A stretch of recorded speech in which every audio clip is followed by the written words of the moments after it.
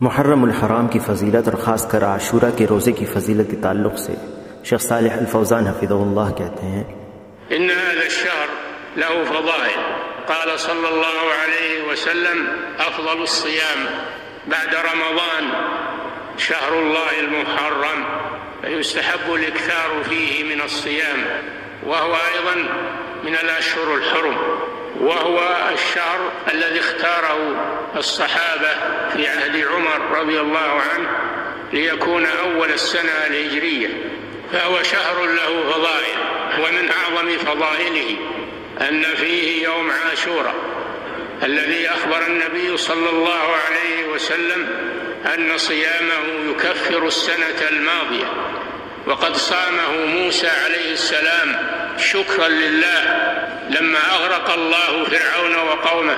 فصامه شكرا لله عز وجل، وصامه اليهود من بعده. فلما قدم النبي صلى الله عليه وسلم المدينة مهاجرا وجد اليهود يصومونه، فقال: ما هذا الصوم الذي تصومونه؟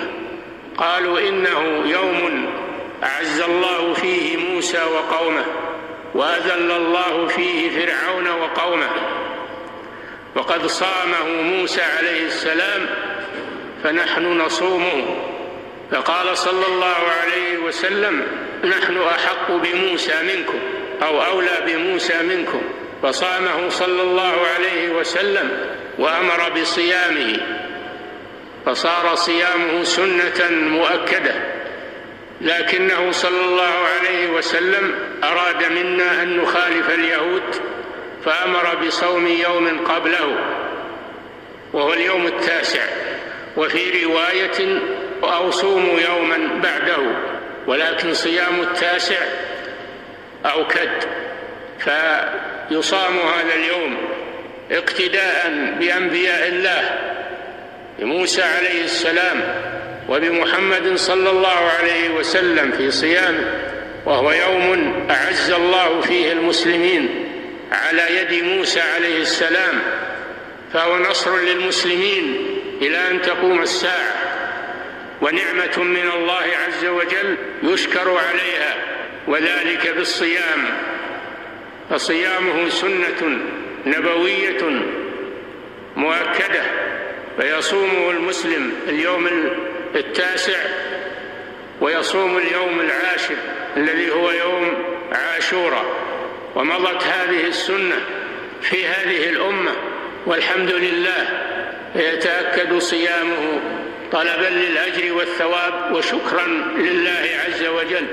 शेख कहते हैं कि इस महीने की फ़जीलतें हैं। रसूलुल्लाह सल्लल्लाहु अलैहि वसल्लम ने फरमाया, अफ़ज़लुस सियाम बअद रमज़ान शहरुल्लाहिल मुहर्रम, रमज़ान के बाद सबसे अफजल रोज़ा अल्लाह के महीने मुहर्रम का है। तो इस महीने में कसरत से रोज़ा रखना मुस्तहब है, और ये महीना हुर्मत वाले महीनों में से है। ये वो महीना है जिसे सहाबा ने उमर रज़ी अल्लाह अन्हु के दौर खिलाफत में इसे हिजरी साल का पहला महीना इख्तियार किया। इस महीने की फ़जीलतें हैं। इसकी एक अजीम फ़जीलत में से ये भी है कि इसमें यौम आशूरा भी है, जिसके बारे में नबी सल्लल्लाहु अलैहि वसल्लम ने ख़बर दी थी कि इसमें 1 साल माजी के गुनाहों का कफ़ारा हो जाता है जो रोज़ा रखता है उस दिन। और मूसा अलैहिस्सलाम ने अल्लाह का शुक्र अदा करने के लिए इस दिन का रोज़ा रखा था, जब अल्लाह ने फ़िरऔन और उसकी कौम को गर्क कर दिया था, तो उन्होंने शुक्र के तौर पर इस दिन का रोज़ा रखा, और यहूदियों ने भी इनके बाद रोज़े रखे। जब नबी सल्लल्लाहु अलैहि वसल्लम हिजरत करके मदीना तशरीफ़ लाए तो आपने यहूदियों को देखा कि वो रोज़ा रख रहे हैं, तो इनसे पूछा कि ये कौन सा रोज़ा है जो तुम रखते हो। उन्होंने कहा कि ये वो दिन है जिसमें अल्लाह ताला ने मूसा और उनकी कौम को इज़्ज़त दी और फ़िरऔन और उसकी कौम को ज़लील किया, और मूसा अलैहिस्सलाम ने इस दिन रोज़ा रखा, तो हम भी इस दिन रोज़ा रखते हैं। तो रसूलुल्लाह सल्लल्लाहु अलैहि वसल्लम ने कहा कि हम तुमसे ज़्यादा मूसा के हक़दार हैं, या हम तुमसे ज़्यादा मूसा के करीब हैं, और आपने रोज़ा रखा और इस दिन के रोज़े रखने का हुक्म दिया, तो इस दिन का रोज़ा सुन्नत मुअक्कदा हो गया।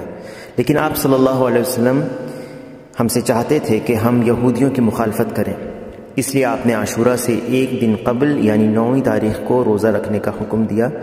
और एक रिवायत में है या 1 दिन बाद रखो, लेकिन 1 दिन पहले रोज़ा रखने की ज़्यादा ताकीद है। तो इस दिन का रोज़ा अल्लाह के अंबिया موسیٰ علیہ السلام اور محمد صلی اللہ علیہ وسلم کی اقتداء میں رکھا جاتا ہے، کیونکہ اس دن اللہ تعالیٰ نے مسلمانوں کو عزت بخشی موسیٰ علیہ السلام کے ہاتھ پر، تو یہ مسلمانوں کی نصرت تھی قیامت تک کے لیے، اور اللہ عز و جل کی نعمت پر شکر ادا کیا جاتا ہے، اور یہ روزہ رکھ کر شکر ادا کیا جاتا ہے۔ تو اس دن روزہ رکھنا مؤکد نبوی سنت ہے۔ مسلمان 9 اور 10 تاریخ جو عاشورہ کا دن ہے روزہ رکھتے ہیں، اور یہ سنت اس امت میں چلی آ رہی ہے وللہ الحمد۔ تو اس دن روزہ اجر و ثواب اور اللہ کا شکر ادا کرنے کے لیے رکھا جاتا ہے۔